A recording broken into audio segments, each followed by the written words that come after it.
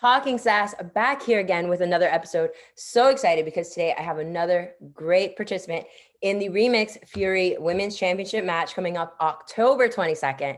But don't forget, make sure if you guys want to know who my guests are ahead of time and get the podcast early, don't forget to check out patreon.com/sassysteffi. And you can check out, of course, me on all my socials at sassysteffi so you can find out all the latest information on Talking Sass. But back to the guest today. I'm so excited to get to talk to her.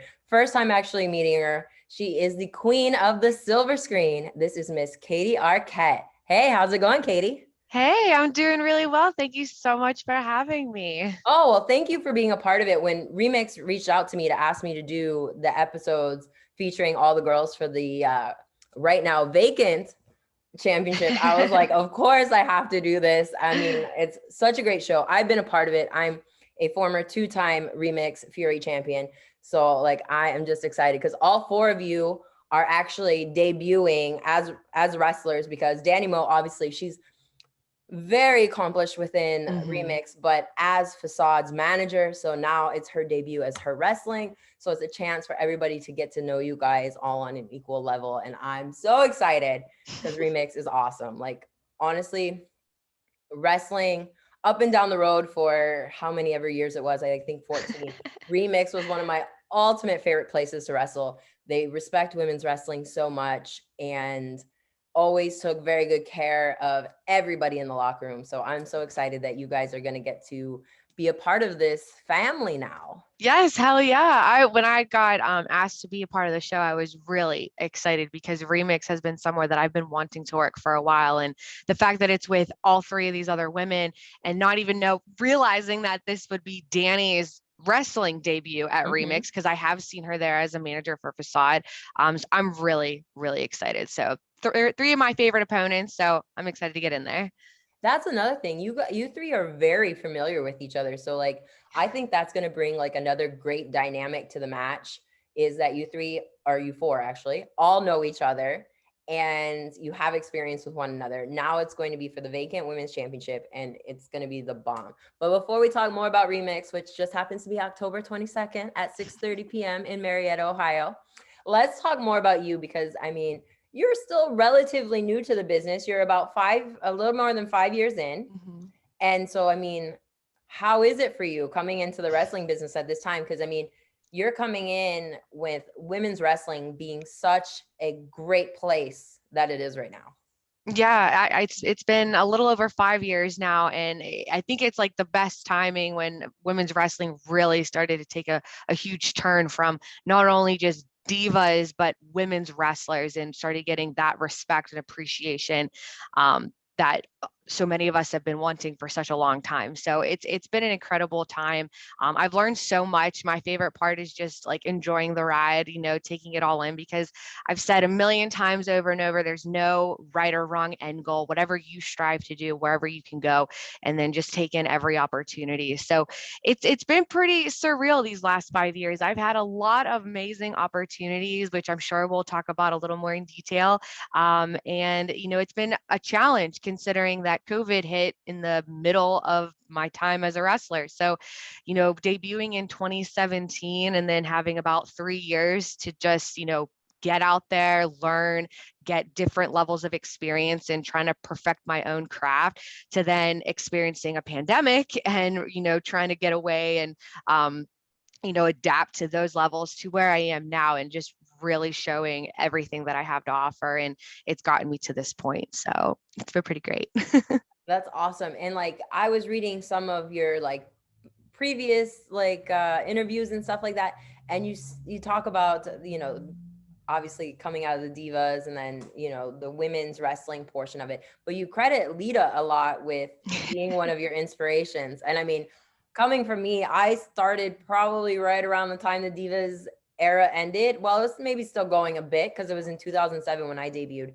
And Lita is one of my inspirations too. I mean, she just transcends, I think, so many different generations of women within wrestling. Yeah, she 100% did. She has so much that people don't realize that she can do because, she did, come out, well, where she was with like the Hardys and just like on her own individual stand and, and then a little bit with Edge. Like she's progressed in so many different levels. And she's always been a big inspiration to me because she's this badass, like just a female wearing what she wore, which was so taboo, and doing the things that she did. Like it just was a huge inspiration to me and it motivates me. So she's someone that I look up to wholeheartedly. Well, I have to agree with you because, like, you think about it, before Lita, a lot of the women were blondes, a certain body type. And then you have Lita come out who has fire engine red hair. And then she's, even before she started wrestling per se in WWE anyway, with the Hardy Boys and on her own, she was with S.A. Rios and she was doing moonsaults off the top rope, which you had never seen a woman do in WWE at the time.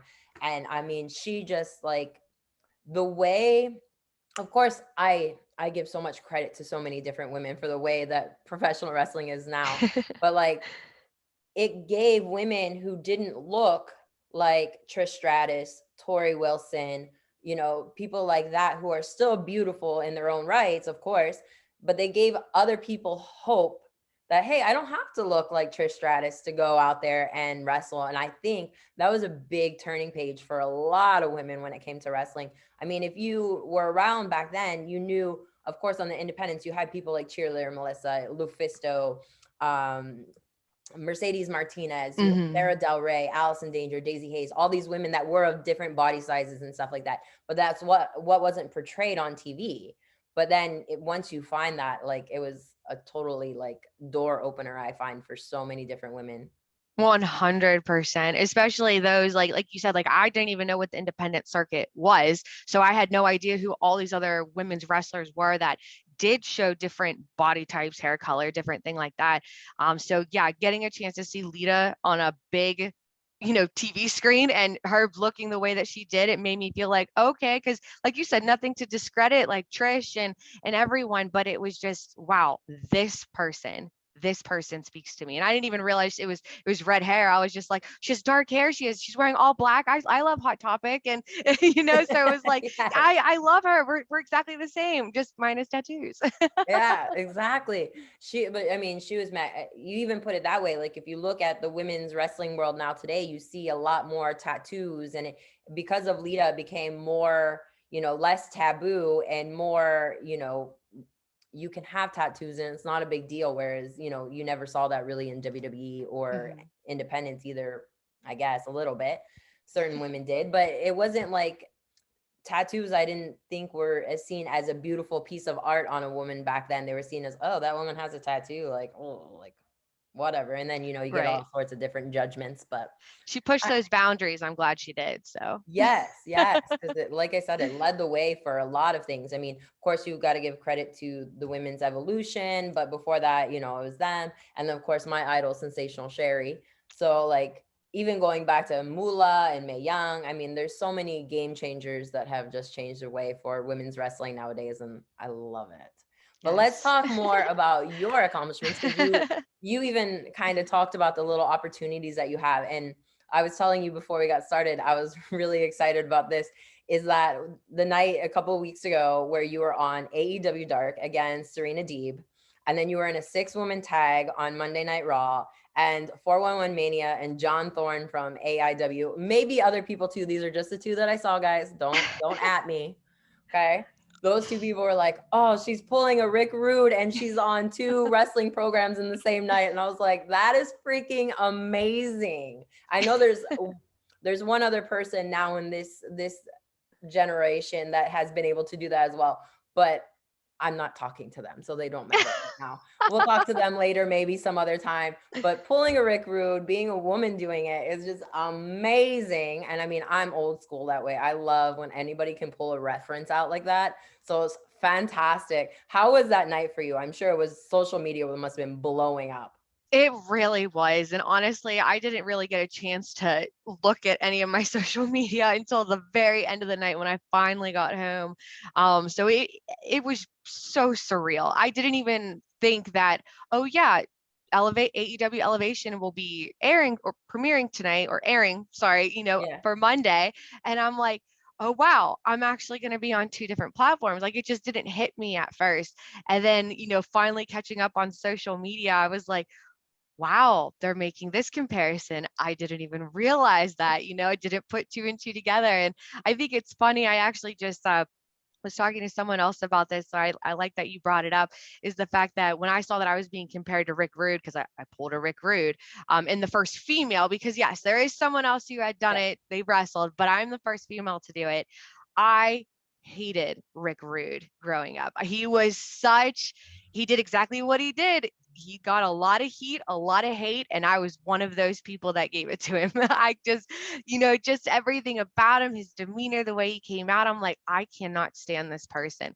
And then, I going through my entire story and then seeing that night, I'm like, you know what? I'll take it, because he was pretty cool too in the long run. So Yeah, well, now that you're in the business and you understand more, you're not a little kid though, and like this guy is just arrogant. yes. You see, like he was playing that character and like just he did it so phenomenally. Yes. And oh, I loved it. I loved it. And like I said, to be a woman being compared to someone who is such a legend in the business anyway, like kudos to you, girl.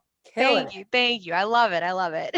And then, of course, that match you had on WWE that night. I mean, you had, like I said, the match with Serena Deeb, who is amazing. I mean, she's called the professor for a reason. Absolutely Yes. great. And then you were in the ring with 3 other women who are great on their own right, too. You have Bianca Belair, who is currently WWE Women's Champion. You have Alexa Bliss, who is just ridiculously talented and how many accolades she has. And Asuka as well, with all of her accolades on WWE, on Monday Night Raw TV, just killing it. And my husband doesn't watch wrestling with me that much, but he was watching that night with me. And I'm like, oh, look, I'm going to be interviewing these girls soon. And he was like, okay. So he's watching it just to check it out. And he was like, that one right there is my favorite. I'm like, oh, that's Katie Arquette. I was like, yeah. So he thought you did the absolute best that night. So Oh, congratulations. thank you so much. That means so much to me. Yeah, I he's mean, a former pro wrestler too. So it's not like he's just somebody like sitting on the side, but like, oh, I just like this girl. No, he knows like how it is to bump and everything. So he was like, she did the absolute best. So well, thank you. I really appreciate that. I mean, the whole night was pretty crazy, and just being able to be in that ring and not knowing it was going to happen. I'm glad I was able to make an impression like that. I'm not sure if you've seen anything else, but anyone who did see me for the very first time live on Raw, I'm glad I made that impression. My gear was new. I made sure to, touch up my makeup a little differently that night, just in case anything were to happen. So I'm glad I was able to make that impression for a lot of people. well, like you said, these opportunities, I mean, you had that fantastic opportunity, and who knows down the line what's going to come, because I was an extra a few times with WWE too, but I never made it into a match. Like I did No Way Jose stuff, I did Rosebud stuff, but never a match. But I mean, to have that kind of confidence from backstage with WWE to go out and have a match with 3 women who are so incredibly accomplished, so completely over too, that I mean, that has to say a lot about their thoughts towards you. So who knows if a tryout's down the line, or you never know, you could be Yeah. signed within the next 6 months. Who knows? That would be absolutely incredible. I mean, everything you just said is definitely what went through my mind, but I also had to keep it on the back burner of my mind to remember, like, this is another ring.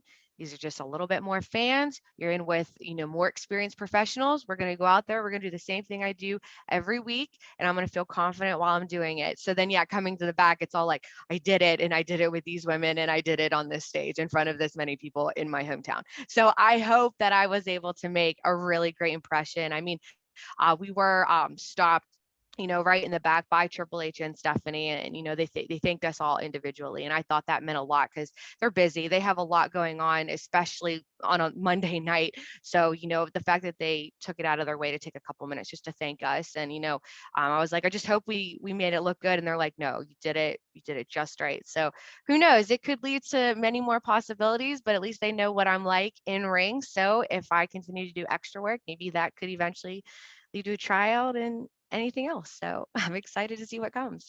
Well, I definitely wish you the best of luck on that because I mean, obviously you said, whatever your goals happen to be, it depends on each person. But obviously, I mean, being an extra for WWE, you kind of know that's the route you want to go because there's a whole process that I don't think people understand Yes. to getting to be an extra for WWE. So, obviously that's a route you want to go. I wish you the best of luck with that.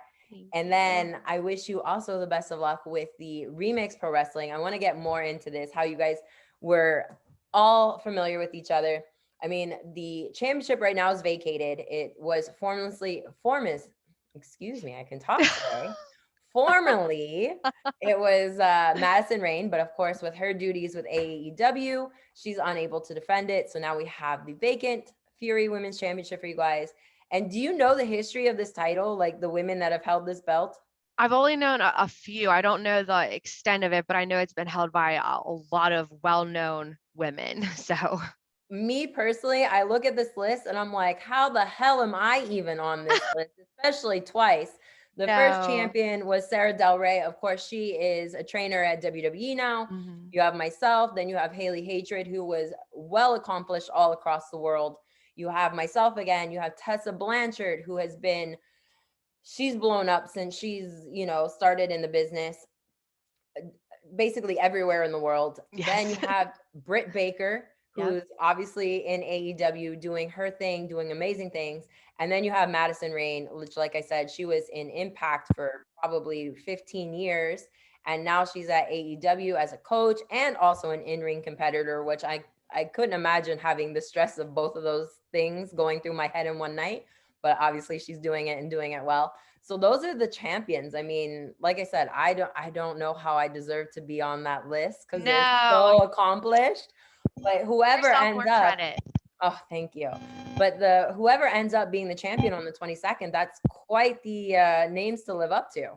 Oh, absolutely. I didn't even realize that some of them were. I mean, I had heard Sarah Del Rey. I've heard, Tessa Blanchard, and of course Britt Baker. I remember her having that the title a few years back, and she had brought it to Pittsburgh, and so it was really cool to see that, and it just made me want to even more be a part of Remix because I know how incredible their roster is, how incredible the fan base is, and how loyal they are. It's like I want a shot, I want to have a moment, and I think this is that time for put everything out there and hope for the best and see if I can make that amazing list of names. I mean, I've been talking to obviously the promoter of Remix, and I'm like, I need to know who's heels and faces and who's this and that. And I'm like, even though I'm not going to physically be there, like I'm going to be listening and looking on Twitter and everything to find out what's going on because again, you guys all extremely talented and the roster is extremely talented. I mean, the amount of names that they've had on these shows. I mean, just the people that I have faced at Remix. I've Velvet Sky, Amazing Kong, Maria Kanellis. I mean, they're so respectful of women's wrestling. The fans are one of a kind. I was a heel 99% of my career. And in Remix, they just turned me. I was a baby face and I was like, I don't even know how to do this. But they're so loving. They're so into the matches. You guys are going to have such a great time. I'm so excited for all four of you. Thank you. Well, I'm just excited to be a part of the moment and to be with three of competitors that I've had the opportunity to be in the ring with multiple times and to be able to share this performance with them. I'm so excited. Well, Katie, I thank you so much for coming on Talking Sass. I am going to be rooting for all of you, to be honest. I can't pick one. So I'm going to be rooting for all of you, but I wish you the best of luck. And I hope that in the future, I'll be able to have you on again so we can talk more about your accomplishments and hopefully even post that title there on your shoulder during our interview. Absolutely. Thank you so much again for having me, and we will definitely do another one of these for sure. All right. Thank you. This is Sassy Steffi and Katie Arquette. We'll see you guys next time.